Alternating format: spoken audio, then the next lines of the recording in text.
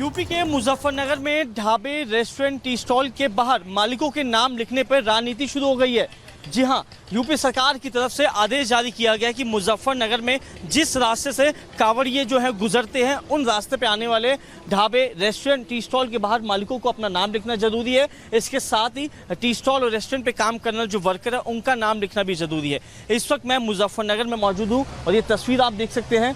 ढाबे का नाम जो है मोहम्मद हादी टी स्टॉल, यानी इससे पहले जो इस टी स्टॉल का जो नाम था वो ये था 5 स्टार कैंटीन। 5 स्टार कैंटीन इस ढाबे का नाम था, लेकिन यूपी सरकार के आदेश के बाद अब इस पूरे ढाबे का जो नाम है मोहम्मद हादी टी स्टॉल हो चुका है और वर्कर के जो नाम है वो भी यहाँ पे बाकायदा सरकार के आदेश के बाद यहाँ पर लिखे गए हैं। ये मोहम्मद हादी टी स्टॉल, मालिक का नाम मोहम्मद हादी, मालिक का नाम रुस्तम, कारीगर का नाम गाजी, कारीगर का नाम सोहेल, वर्कर का नाम जुनैद, वर्कर का नाम खुमैनी। ये पूरे जो नाम है वो यहाँ पर लिखे गए हैं और जो ढाबे के जो मालिक है उनसे बातचीत करते हैं, किस तरीके से इस सरकार के फैसले को देखते हैं। क्या नाम है आपका? मेरा नाम है रुस्तम। रुस्तम, पहले अपने इस ढाबे का क्या नाम? 5 स्टार कैंटीन। 5 star canteen. अब क्या हो गया? अब हो गया मोहम्मद हादी। सरकार के फैसले का स्वागत करते खुश हैं? जी खुश हैं बिल्कुल। कोई सरकार कोई गलत चीज़ के लिए थोड़ा ही कहेगी। सरकार सबकी है, कोई इसमें हिंदू मुस्लिम नहीं। आपके पास क्या क्या मिलता है? हमारे पास ब्रेड पकौड़ा है, पकौड़ी है, पनीर की पकौड़ी है, रसगुल्ले हैं, चाय है, शाम को दूध लगाते हैं जी। तो नाम बदलने से कुछ जो रोजगार उस पर करने के फ़र्क पड़ा है या अच्छा काम हुआ? अच्छा हुआ है और काम कोई फ़र्क नहीं है। सब बैठे हैं, हिंदू मुस्लिम सब आते हैं, सब भाई हैं अपने। तो अब कितने की सेल आपकी दिन भर में हो जाती है? 24 घंटे में जो पहले था वही अब है। कोई असर नहीं पड़ा सरकार के? नहीं पड़ा, कोई असर नहीं पड़ा। खुश हैं? खुश है, बहुत खुश है। बिल्कुल, शख्स जो हैं ढाबे के मालिक हैं और सरकार के फैसले से खुश हैं। और ग्राउंड जीरो से हमारे साथ हमारे 3 सहयोगी जुड़ गए हैं। जतिन मुरादनगर से जुड़े हैं, अनामिका मेरठ से और साहिल मुजफ्फरनगर से जुड़े हुए हैं।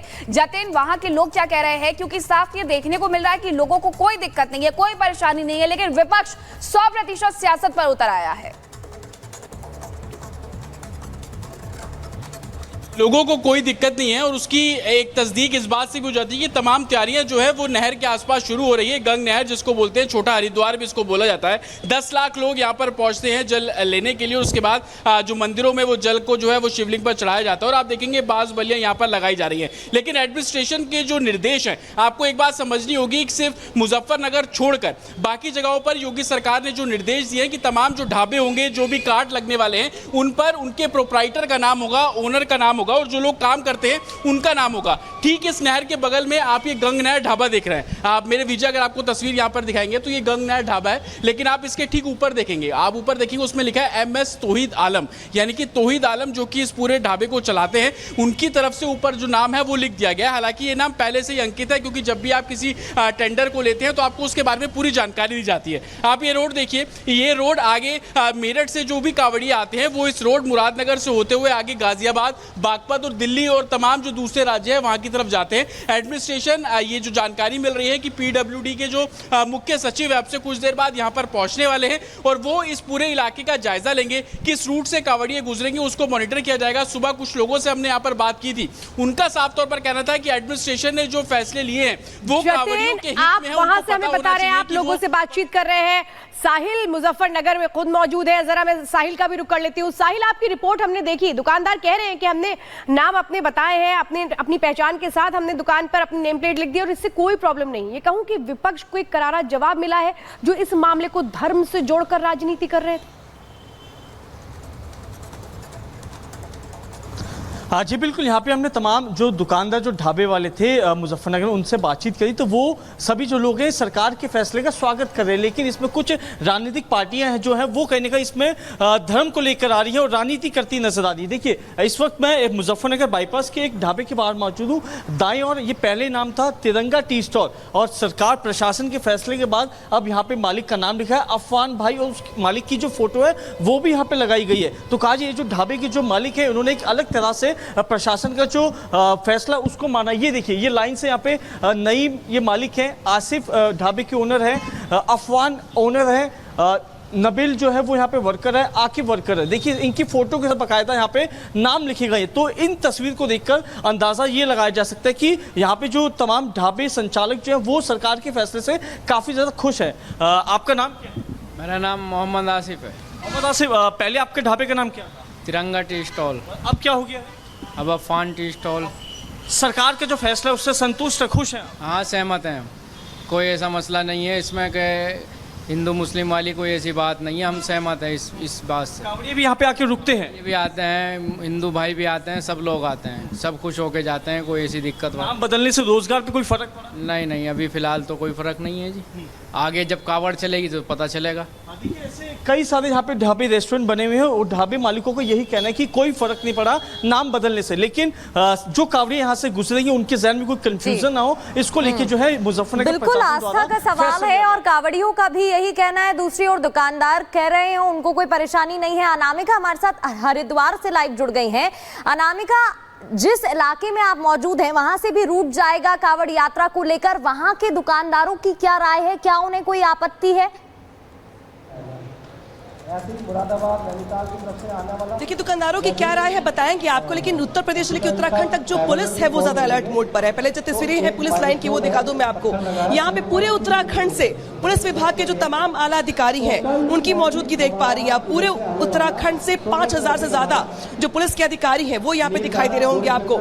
इसके अलावा पुलिस के साथ साथ CISF और RAF के जो जवान है उनको भी यहाँ पे देख पा रही है आप। 2 दिनों के बाद सावन में कांवड़ यात्रा की शुरुआत होने वाली और पूरे उत्तराखंड के कई शिवालय और मठ मंदिर ऐसे हैं जहां पर लोग जलाभिषेक करने के लिए पहुंचते हैं। ऐसे में यात्रा का रूट क्या होगा, डाइवर्जन कैसे किया जाएगा, संभाला कैसे जाएगा क्राउड को, इसके अलावा कानून व्यवस्था से कैसे निपटा जाएगा, इन सबको लेकर के यहाँ पर ब्रीफिंग की जा रही है पुलिस विभाग की। इस ब्रीफिंग में IG रेंज से लेकर के हरिद्वार के SSP, DM से लेकर के पूरे उत्तराखंड से जो CO है, जो SSP है, जो SP है, उन सबको यहाँ पर बुलाया गया है और ब्रीफिंग की जा रही है कि अगले 1 महीने में उत्तराखंड में कानून व्यवस्था को लेकर के क्या कुछ रहने वाला है। तो जो यातायात पुलिस से लेकर के कानून व्यवस्था से लेकर के जो अर्धसैनिक बल है उनकी मदद कैसे लेनी, किन स्थितियों में लेनी है, उसको लेकर भी यहाँ पर बात की जा रही है। तो कांवड़ यात्रा जो एक टास्क भी है प्रशासन के सामने, सरकार के सामने, पुलिस के सामने, उसको लेकर के यहाँ पर ब्रीफिंग की जा रही है। खासतौर पे हरिद्वार जहाँ पे हर की पौड़ी पर हर साल सावन के महीने में लाखों श्रद्धालु भक्त पहुंचते हैं। ऐसे में हरिद्वार में कानून व्यवस्था कैसी होनी चाहिए,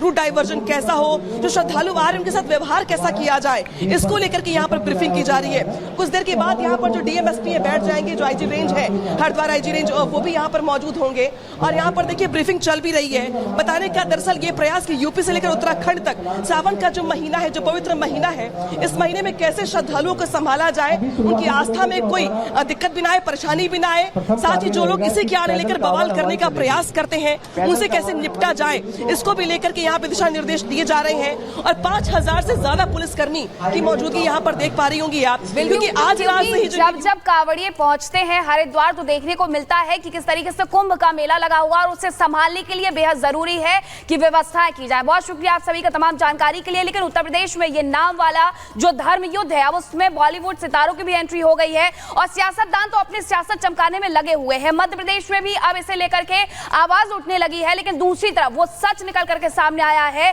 जिसे छिपा करके पवित्रता और शुचिता से खिलवाड़ किया जाता था। लेकिन अब कांवड़िए जानते हैं कि आखिरकार सच क्या है।